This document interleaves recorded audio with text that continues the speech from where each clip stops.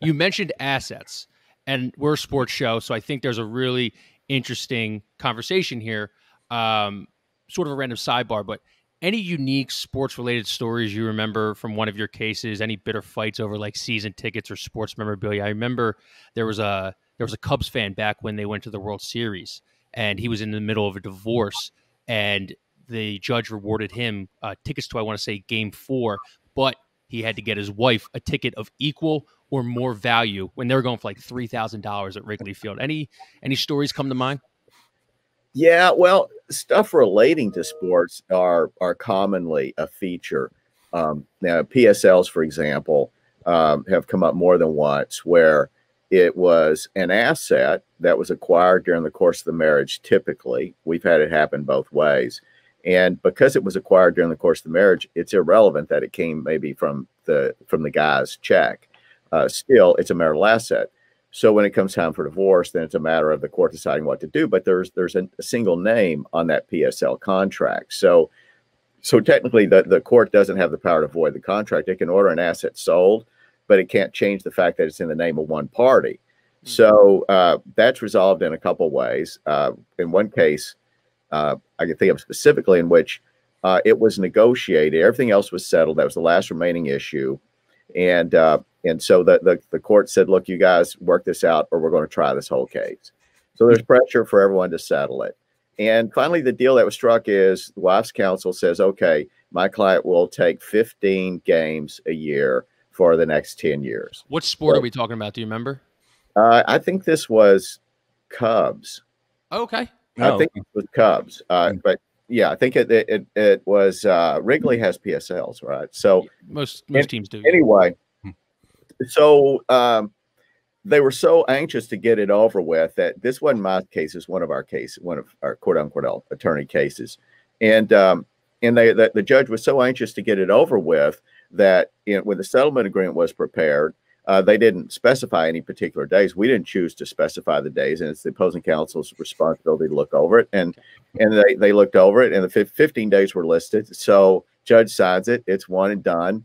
And then, my client declares to her that, look, I'm going to make available to you 15 days in April and May, which apparently is desirable in Chicago. So that probably is set up to end up back at court, but I don't know what their argument would be because it was something where you've got to nail it down. But what commonly happens, I'll tell you, in cases involving sports specifically is memorabilia, is often things disappear early in the case. And this happens on both sides and never with our approval. I'll tell you, would we have a client, grab personal items and moving out of the house and then fail to list them later because, all the items, both sides sign under oath that they're listing their assets. It's called an inventory or statement of property. But strangely, what happens is either the wife will take off, in which case she'll grab a collection of sports cards. It could be baseball cards, whatever. And she's gone. And then later, there's the argument, did these specific cards ever exist?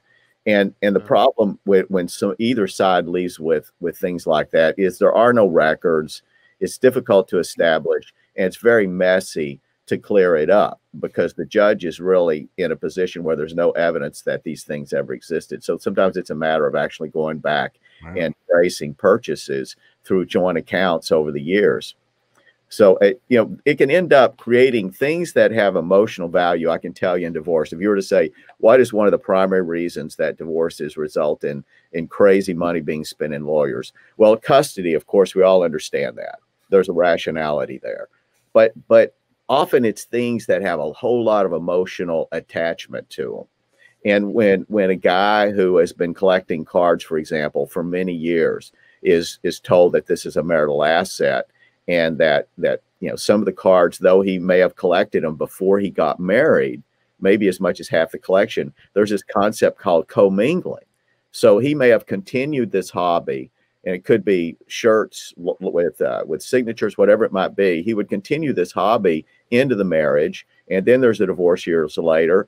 And because these assets are quote unquote commingled, then the court will often take the position that this is now a marital asset entirely. Sometimes So- the division. So what I'm getting at is like sometimes like, yeah, you know, you could take the kids, you could take the house, you could take the beach house, but please give me back my Mickey Mantle rookie card because I'm going to need that. And also what I got from it was, fellas, if you're listening out there, put the seat licenses in your name, okay? If you want the tickets and you want most of the games and you want to give your wife 15 tickets or 15 days in April when it's 45 degrees and she's watching the Phils, put the tickets in your name.